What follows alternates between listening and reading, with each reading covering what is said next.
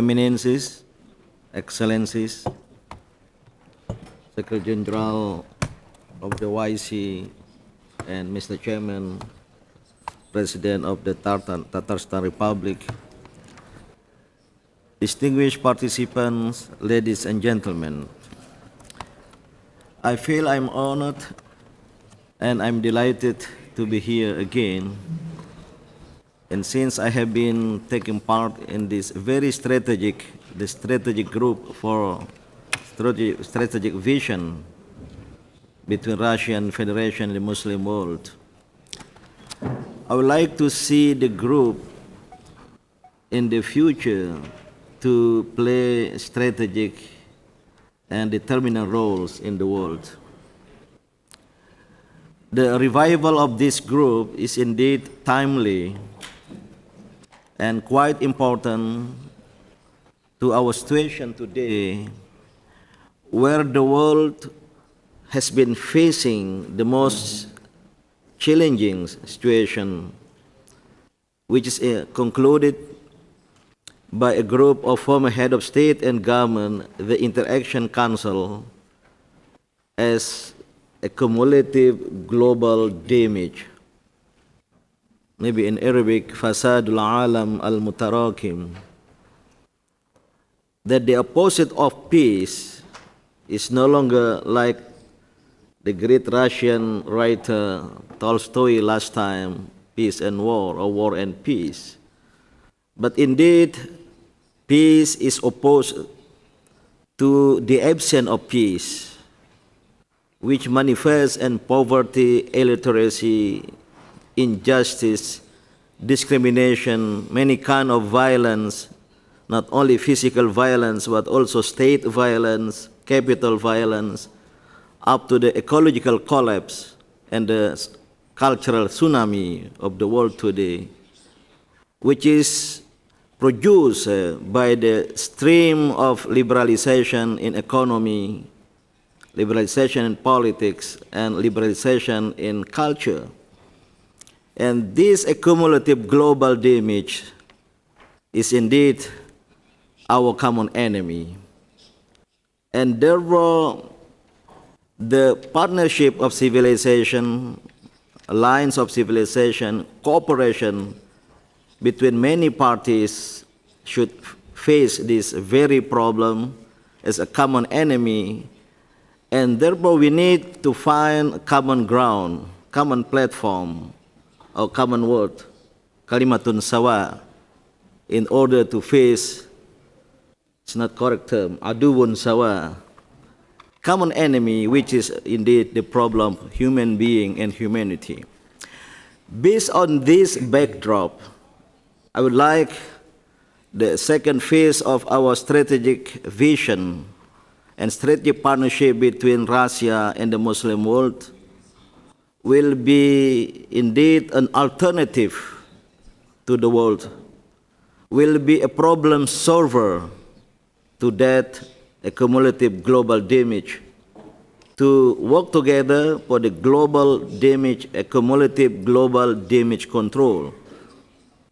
So let's base our partnership, strategic partnership, on that value, the value of humanity, the value of human beings, that we have shared ethical values, as has been said by Mr. Iyad Madani, that we share commonalities despite our differences, maybe between religion, theologically, culturally, but certainly we shared many things, not only in history, but also in values, shared ethical values.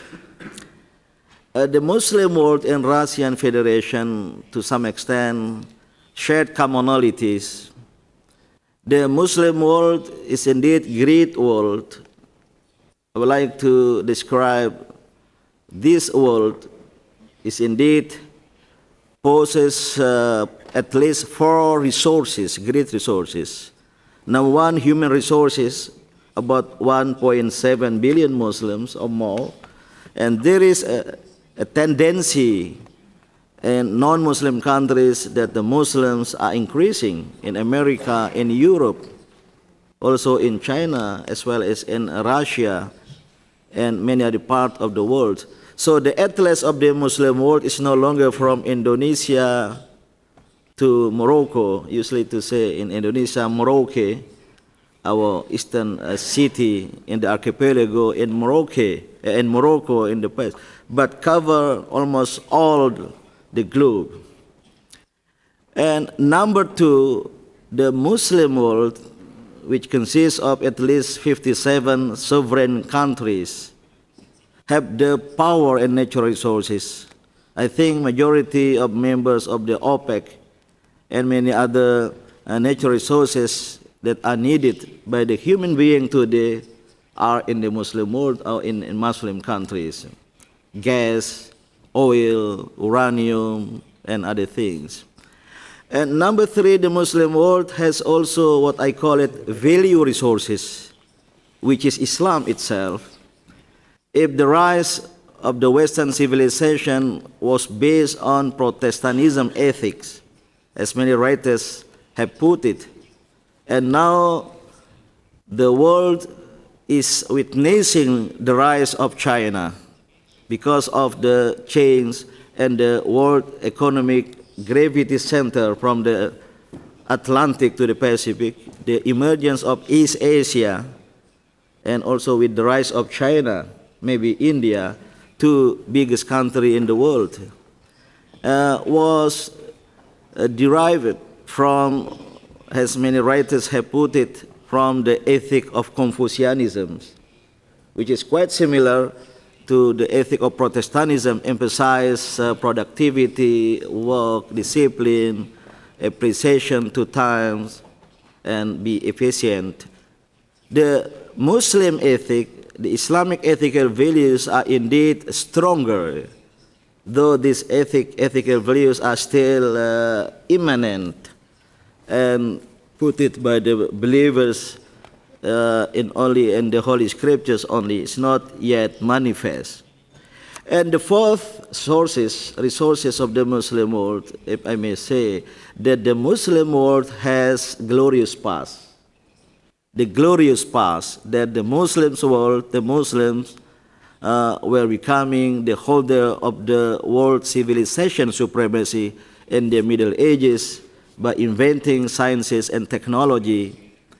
And due to this four resources, not be exaggerated if many scholars, non-Muslim scholars, have predicted that the Muslim world will come out, will awaken to be the holder of the world civilization in the future, but maybe not in this century.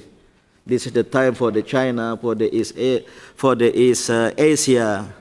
I hope maybe in the future we'll come down to the south, which is Southeast Asia, where Indonesia is located.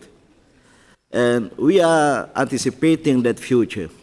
And based on that, coinciding with the resources the Russian Federation have, I think this great nation has also of similar resources, including natural resources, human resources, and also the advance in technology, science and technology, and many other things. If the two parties, Russian Federation and Muslim world, will come together in collaboration, I think will bring greater advantage to the world. I think one scholar, Western scholar, has put it in his book, if the Sino-Islamic coalition, the China in Islamic world coalition, will come through, I think will be the greater. And for that purposes, we have the great reasons for the strategic friendship for the future. But in my opinion, we need to put it in more strategic plan, on the strategic action plan, in more concrete things. And this is, Mr. Chairman of the group and the Secretary, I would like to suggest and recommend our second phase of our strategic partnership to be more concrete in exchanging ideas, experiences, values, And I think the group need to formulate, to set up the task force, the working group in many fields in terms of intercultural dialogue and cooperation, interreligious dialogue and cooperation, in the field of economy. Though we are not political organization, we leave it to the OIC and the Russian Federation government. But as a non-governmental organization, as my understanding, because I come from civil society organization, Muhammadiyah being the oldest and one of the largest Islamic organization in Indonesia, which is indeed a cultural movement in field of education, health services, social services. I would like to see the cooperation will take the form of number one, G to G relationship, okay, government to government, but also P2P relationship in many fields of civilization. And by saying that, I do hope that the strategic friendship between Russia and the Muslim world will become an alternative to human and world civilization. Thank you. Wassalamu alaikum wa rahmatullahi wa barakatuh.